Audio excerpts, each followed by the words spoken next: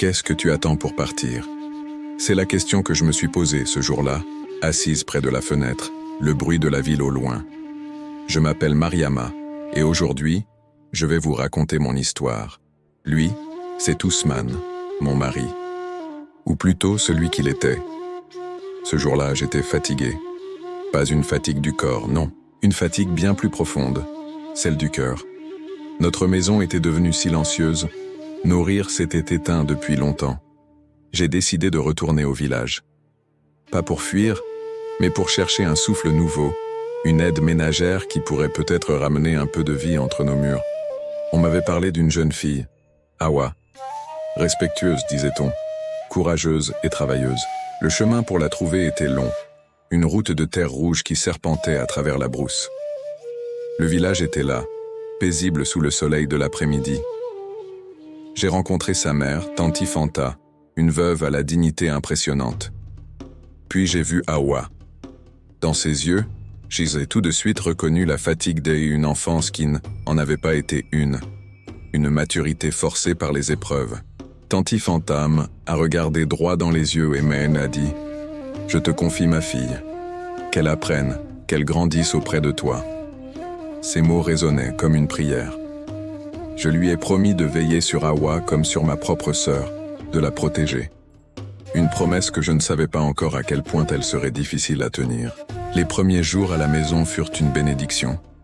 Hawa était discrète, douce, et son efficacité redonna à notre foyer une paix que j'avais complètement oubliée.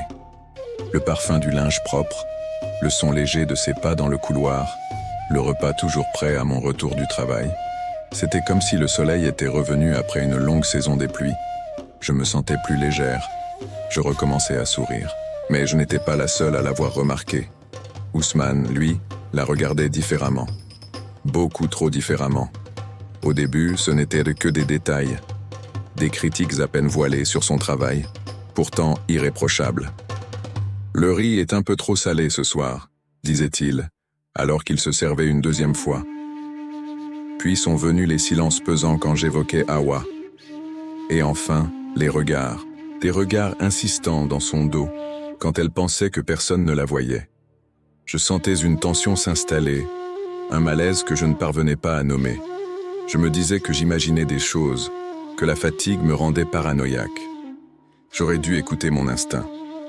Un matin, je suis parti au grand marché pour faire les courses de la semaine. J'ai pris mon temps, j'ai discuté avec les vendeuses, heureuses de cette routine retrouvée. Mais à mon retour, un silence anormal pesait sur la maison. Pas la paix habituelle, non. Un vide. Hawa avait disparu. Son sac, ses quelques affaires, tout était parti. Mon cœur s'est mis à battre très fort. J'ai appelé Ousmane. Il m'a simplement répondu qu'elle était partie sans rien dire, qu'elle était sans doute retournée au village. Sa nonchalance m'a glacé. Je ne l'ai pas cru. Je l'ai cherché partout dans le quartier. J'ai demandé aux voisins, aux enfants qui jouaient dans la rue. Personne ne l'avait vue. La panique montait en moi. Finalement, mon instinct m'a guidé vers le petit jardin abandonné derrière l'école primaire. Et elle était là, assise par terre, les genoux ramenés contre sa poitrine, le regard perdu dans le vide. Elle était si petite, si fragile.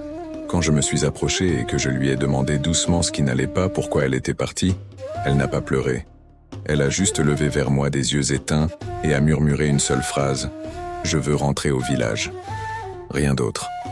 Ce soir-là, son silence était plus assourdissant que n'importe quel cri. Le lendemain, je l'ai ramenée chez sa mère. Le trajet s'est fait sans un mot. Face à Tanti Fanta, j'avais honte.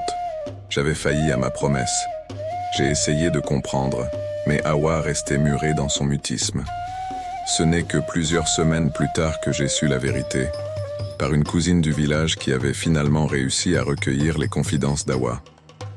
Pendant mon absence au marché, mon mari l'avait forcé. Le mot est tombé comme une pierre.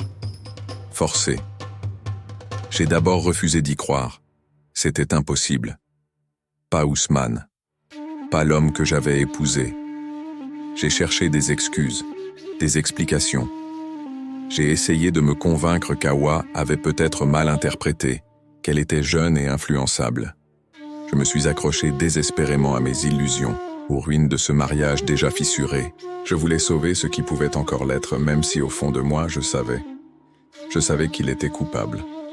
Et puis, un jour, alors que je sombrais dans le déni, une autre fille a frappé à ma porte.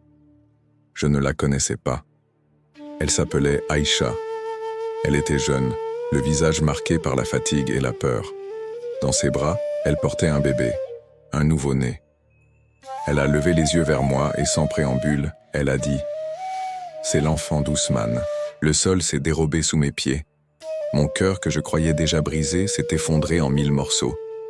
Cette fois, il n'y avait plus de doute possible, plus d'illusion à laquelle se raccrocher. La vérité était là, crue, brutale, dans les yeux de cette jeune mère et dans le visage de cet enfant innocent. Ousmane n'avait pas seulement trahi ma confiance, il avait détruit des vies. La mienne, celle d'Awa, celle d'Aïcha. Quand je l'ai confronté, il n'a rien nié. Il n'a montré aucun remords. Le lendemain matin, il était parti, sans un mot d'excuse, sans un regard en arrière. Il a simplement disparu. J'ai cru que ma vie s'arrêtait là, dans cette maison vide, remplie des fantômes de mes espoirs déçus. Mais non. Après les larmes, après la colère, une autre force a commencé à grandir en moi. J'ai repensé à Awa, à ma promesse. Je suis retourné au village. Cette fois, je n'avais plus honte. J'étais juste une femme qui venait demander pardon à une autre femme. Je me suis assise devant Awa et sa mère, et je leur ai tout raconté. J'ai demandé pardon. Pour ma naïveté, pour mon aveuglement, pour ne pas avoir su la protéger. Tanti Fanta a posé sa main sur la mienne, et Awa, pour la première fois depuis des mois, m'a regardé avec une lueur dans les yeux. Elles ont accepté mes excuses, et Awa est revenue avec moi. Pas comme une aide ménagère, mais comme ma petite sœur. Aujourd'hui, elle a repris l'école. Chaque matin, quand je la vois mettre son uniforme, son sac sur le dos, et qu'elle me fait un grand sourire avant de partir, je me dis que oui, la vie peut recommencer, même après la plus sombre des trahisons. Dans cette maison où tout semblait perdu, la paix est finalement revenue, et cette paix porte un nom. Elle s'appelle Awa. Merci de m'avoir écouté. Si cette histoire vous a touché, n'hésitez pas à vous abonner pour ne pas manquer les prochaines. Prenez soin de vous.